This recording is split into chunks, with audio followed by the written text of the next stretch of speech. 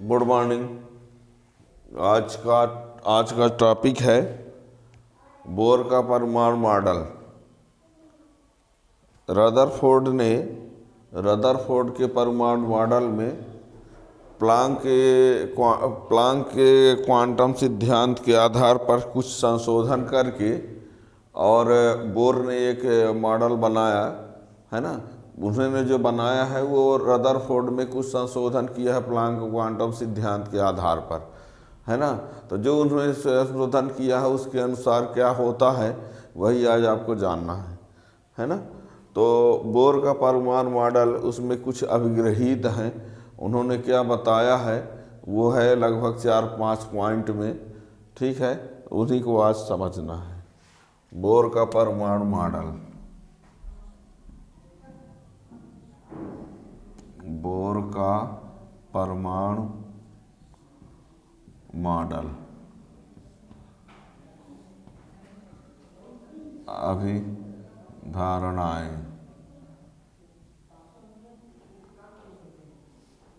अभिधारणाएं या अभिग्रहित,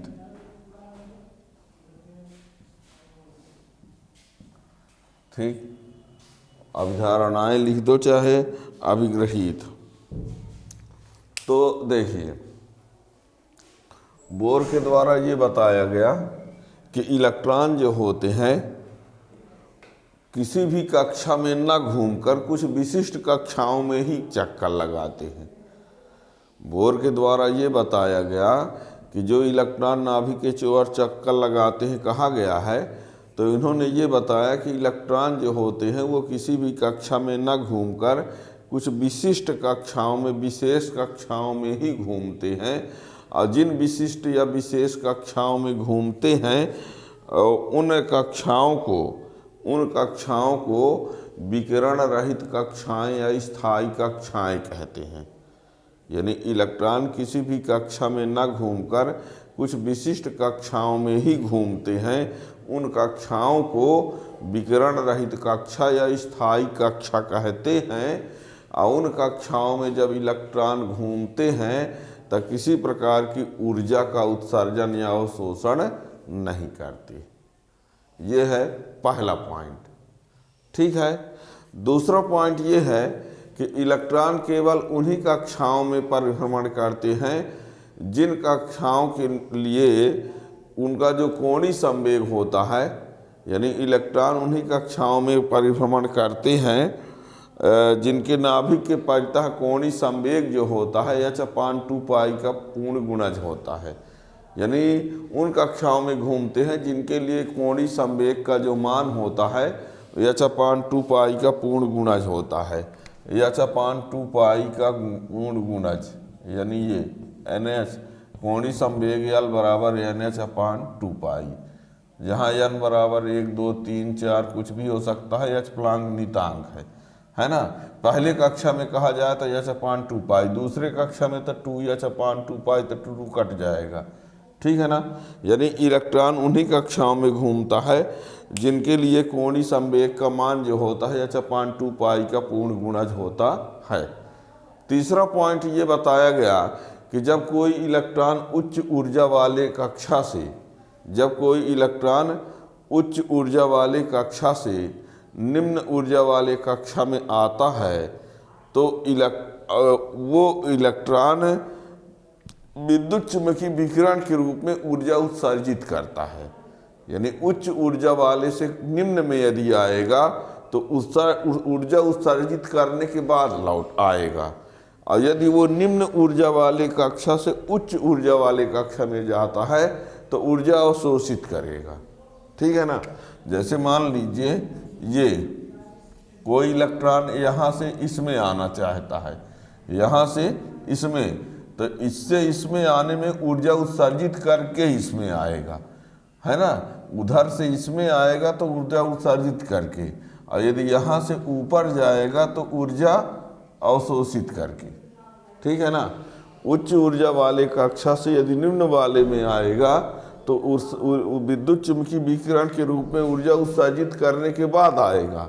और यदि निम्न से उच्च में जाता है तो ऊर्जा अवशोषित करने के बाद, ठीक है ना। तो यानी जब कोई इलेक्ट्रॉन उच्च ऊर्जा वाले कक्षा से निम्न का ऊर्जा वाले कक्षा में आता है तो विद्युत चुम्बकीय विकिरण के रूप में ऊर्जा उत्सर्जित करता है। या फिर ये कह दो कि निम्न ऊर्जा वाली कक्षा से उच्च वाले में जाता है तो विद्युत चुम्बकीय विकिरण के रूप में ऊर्जा अवशोषित करके जाता है। ठीक है ना। अब चौथा पॉइंट, अब यदि मान लीजिए एक कक्षा हम एन ले लें, एक कक्षा पी ले लें, ठीक है ना। एनवीं कक्षा से पीवी कक्षा में आया, एनवीं कक्षा से पीवी कक्षा में यदि इलेक्ट्रॉन आता है तो उत्सर्जित विद्युत चुम्बकीय विकिरण की जो आवृत्ति होगी वो इस सूत्र द्वारा ज्ञात की जाएगी, En माइनस EP, जहाँ En उच्च कक्षा है और P क्या है, निम्न कक्षा, और En उच्च कक्षा की ऊर्जा है, EP निम्न कक्षा की ऊर्जा। यह प्लांक नियतांक न्यू क्या है, आवृत्ति। इसको कहा जाता है, इसको आवृत्ति प्रतिबंध बोलते हैं। बोर की आवृत्ति, बोर का आवृत्ति प्रतिबंध, और बल्कि यह L बराबर n/2 तो बोर का क्वांटम प्रतिबंध, बोर का क्वांटम प्रतिबंध ये था, बोर का क्वांटम प्रतिबंध ये है। और ये क्या है, बोर की आवृत्ति प्रतिबंध, आवृत्ति प्रतिबंध। ठीक है ना। और पांचवा पॉइंट ये है कि जब इलेक्ट्रॉन वृत्ताकार मार्ग में घूमता है तो गतिज संतुलन के लिए उसको आवश्यक जो अभिकेंद्र बल होगा नाभिक के द्वारा इलेक्ट्रॉन पर लगने वाले विद्युत आकर्षण बल से प्राप्त होती है। ठीक है ना। तो ये है, तो बोर का अभिगृहित में 5 पॉइंट क्या क्या हमने फिर से एक बार सुनना, फिर हम लिख भी देंगे जैसे आप परीक्षा में लिखोगे। ठीक है ना। पहला पॉइंट, इलेक्ट्रॉन कुछ विशिष्ट कक्षाओं में ही, इलेक्ट्रॉन किसी भी कक्षा में ना घूमकर कुछ विशिष्ट कक्षाओं में ही परिभ्रमण करता है। उन कक्षाओं को विकिरण रहित कक्षाएं या स्थायी कक्षाएं कहते हैं। और जब उन कक्षाओं में इलेक्ट्रॉन घूमता है तो ऊर्जा का उत्सर्जन नहीं होता। दूसरा हमने बताया, इलेक्ट्रॉन उन्हीं कक्षाओं में परिभ्रमण करते हैं जिनका कोणीय संवेग h/2 पाई का पूर्ण गुणज होता है। तीसरा पॉइंट ये बताया हमने कि जब कोई इलेक्ट्रॉन उच्च ऊर्जा वाले कक्षा से निम्न ऊर्जा वाले कक्षा में जाता है तो विद्युत चुम्बकीय विकिरण के रूप में ऊर्जा उत्सर्जित होती है, और इसका उल्टा जब निम्न से उच्च में जाएगा तो अवशोषित होगी ऊर्जा। ठीक है ना। अब एनवीं से पीवी कक्षा में आता है तो उत्सर्जित ऊर्जा की जो उत्सर्जित विकिरण की जो आवृत्ति होगी वो इस सूत्र से ज्ञात की जाएगी, hν बराबर En माइनस EP। और एन मतलब उच्च कक्षा से है, पी का मतलब निम्न कक्षा से है, एन मतलब उच्च कक्षा की ऊर्जा, EP निम्न कक्षा की ऊर्जा, या प्लांक नियतांक न्यू आवृत्ति। ठीक है। और जब इलेक्ट्रॉन घूमता है तो इलेक्ट्रॉन को घूमते समय गतिज संतुलन के लिए जो इलेक्ट्रॉन को अभिकेंद्र बल की जरूरत पड़ती है वो नाभिक के द्वारा इलेक्ट्रॉन पर लगने वाले विद्युत आकर्षण बल से प्राप्त होती है। ठीक है ना। तो ये इसके अभिगृहित हैं। तो देखिए,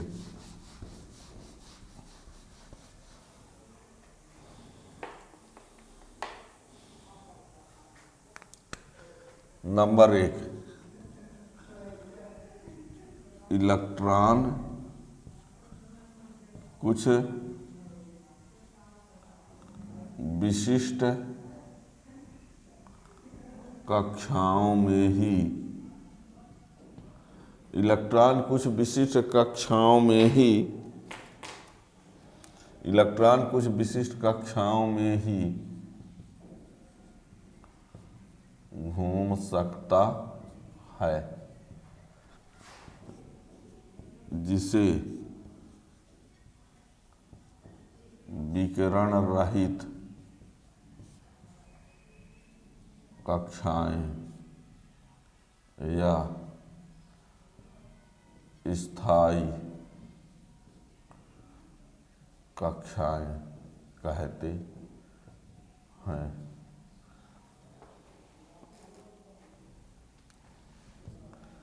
इलेक्ट्रॉन कुछ विशिष्ट कक्षाओं में ही घूम सकता है जिसे विकिरण रहित कक्षाएं या स्थायी कक्षाएं कहते हैं। इन कक्षाओं में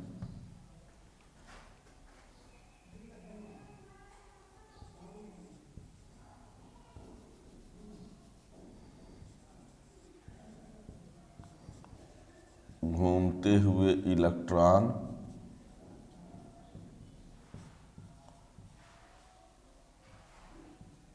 ऊर्जा का उत्सर्जन नहीं करते हैं। इलेक्ट्रॉन कुछ विशिष्ट कक्षाओं में ही घूम सकता है, जिसे विकिरण रहित कक्षाएं या स्थायी कक्षाएं कहते हैं। इन कक्षाओं में घूमते हुए इलेक्ट्रॉन ऊर्जा का उत्सर्जन नहीं करते हैं। दूसरा,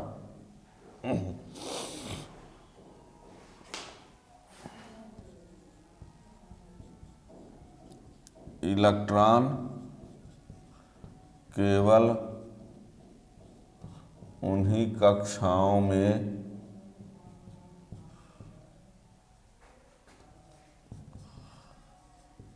घूम सकते हैं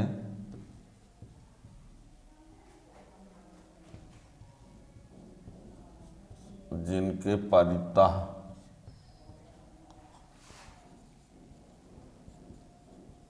इलेक्ट्रॉन का कोणीय संवेग h/2π का पूर्ण गुणज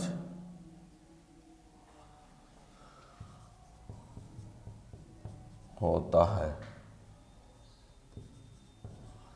इलेक्ट्रॉन केवल उन्हीं कक्षाओं में घूम सकते हैं जिनके परितः इलेक्ट्रॉन का कोणीय संवेग h/2π का पूर्ण गुणज होता है। अर्थात L कोणीय संवेग nh/2π, जहाँ h 6.6 × 10⁻⁻34 जूल सेकेंड प्लांक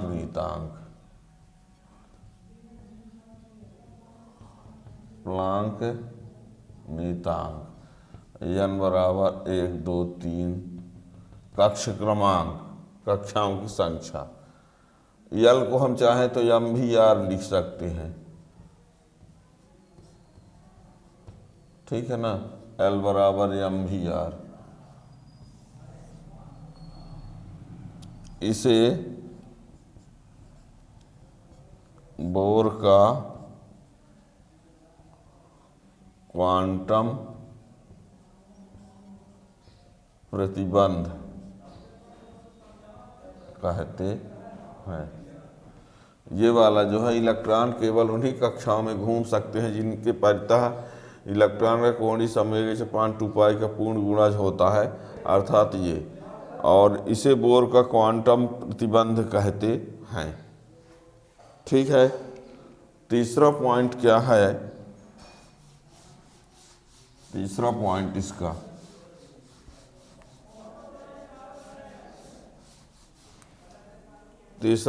इसका ये है कि जब इलेक्ट्रॉन उच्च ऊर्जा वाले कक्षा से निम्न ऊर्जा वाले कक्षा में आते हैं तो विद्युत चुम्बकीय विकिरण के रूप में ऊर्जा उत्सर्जित करते हैं तथा जब निम्न ऊर्जा वाले कक्षा से उच्च ऊर्जा ऊर्जा वाले कक्षा में जाते हैं तो ऊर्जा अवशोषित करते हैं। चौथा पॉइंट, जब इलेक्ट्रॉन यानवी कक्षा से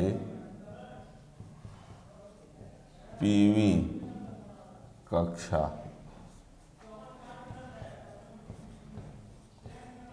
में, जब इलेक्ट्रॉन यानवी कक्षा से पीवी कक्षा में जाते हैं तो उत्सर्जित विकिरण की आवृत्ति निम्न सूत्र द्वारा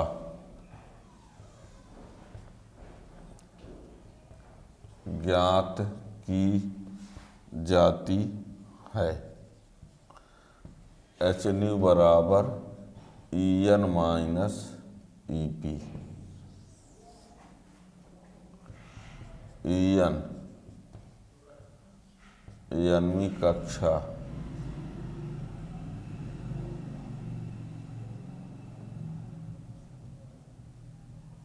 की ऊर्जा पीवी कक्षा की ऊर्जा आयन ग्रेटर है P से। इसे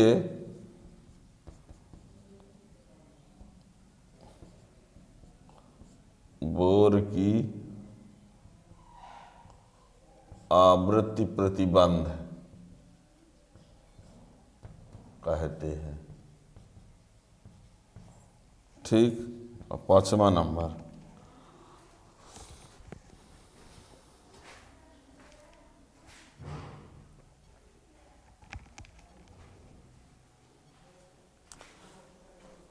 पांचवें नंबर में ये है, जब इलेक्ट्रॉन किसी कक्षा में घूमता है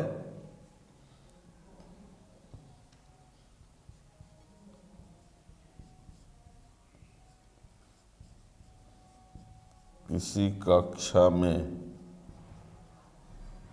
घूमता है तो गतिज संतुलन के लिए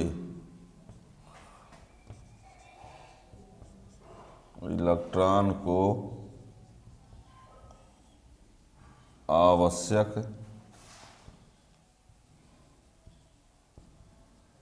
अभिकेंद्र बल नाभिक के द्वारा इलेक्ट्रॉन पर लगने वाले विद्युत आकर्षण बल से प्राप्त होता है। जब इलेक्ट्रॉन किसी कक्षा में घूमता है तो गतिज संतुलन के लिए इलेक्ट्रॉन को आवश्यक अभिकेंद्र बल नाभिक के द्वारा इलेक्ट्रॉन पर लगने वाले विद्युत आकर्षण बल से प्राप्त होता है।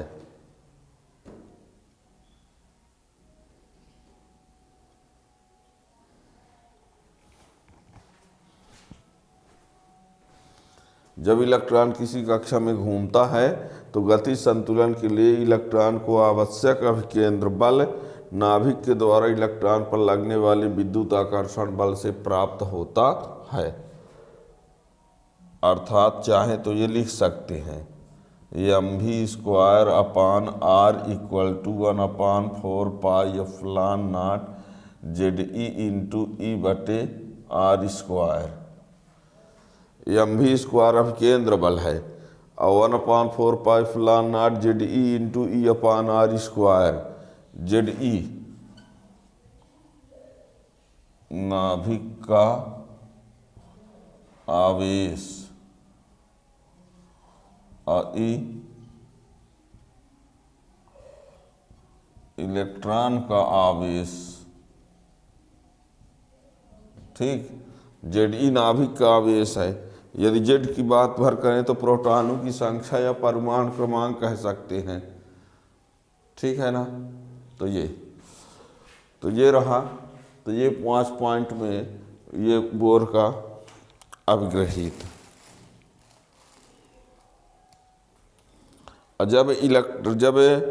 जब किसी कक्षा में इलेक्ट्रॉन घूमता रहता है तो उसी कक्षा में घूमता है और वो इलेक्ट्रॉन ऊर्जा का उत्सर्जन नहीं करता है। ऊर्जा का उत्सर्जन या अवशोषण केवल तभी होता है जब वो उच्च ऊर्जा से निम्न में जाएगा या निम्न से उच्च में जाएगा। उच्च ऊर्जा वाली कक्षा से निम्न में आएगा तो उत्सर्जित करना पड़ेगा, और यदि निम्न से उच्च में जाता है तो अवशोषित करना पड़ेगा। ठीक है ना। अब क्या होता क्या है, कोई इलेक्ट्रॉन यदि निम्न से उच्च में गया तो कुछ ऊर्जा अवशोषित करके गया, लेकिन वहाँ पर 10⁻⁸ सेकंड 10⁻⁸ से तक रहेगा और फिर ऊर्जा का उत्सर्जन करके वापस आ जाएगा। यदि मान लीजिए कोई इलेक्ट्रॉन निम्न ऊर्जा वाले कक्षा से उच्च में जाता है तो ऊर्जा अवशोषित करके जाएगा, और जैसे ऊर्जा उत्सर्जित अवशोषित करके जाएगा तो वहाँ लगभग 10⁻⁸ सेकंड तक रहेगा, फिर उससे ऊर्जा उत्सर्जित करके फिर से वापस आ जाता है ना।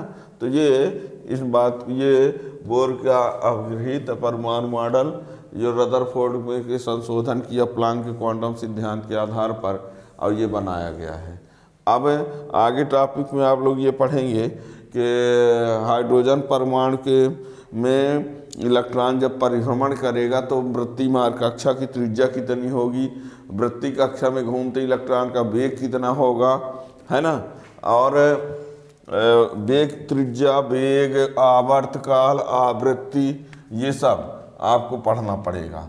यानी त्रिज्या जो है n स्क्वायर, वेग जो है प्रोपोर्शनल 1/n, और आवर्तकाल T प्रोपोर्शनल 1/n³, है ना, और न्यू प्रोपोर्शनल n³, और एनर्जी प्रोपोर्शनल -1/n²। ठीक, तो ये सब आप को पढ़ना पड़ेगा। ठीक है ना।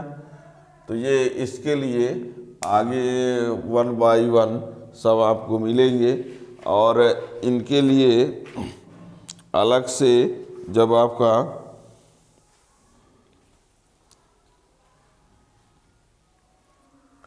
ये V proportional n², R proportional 1², V proportional 1/n, और T प्रोपोर्शनल जो होता है, T प्रोपोर्शनल यहाँ पर T प्रोपोर्शनल n³, और आवृत्ति प्रोपोर्शनल 1/n³, और एनर्जी प्रोपोर्शनल 1/n²। ऐसा है। तो इसको आप लोग पढ़ेंगे आगे लेक्चर में। Thank you.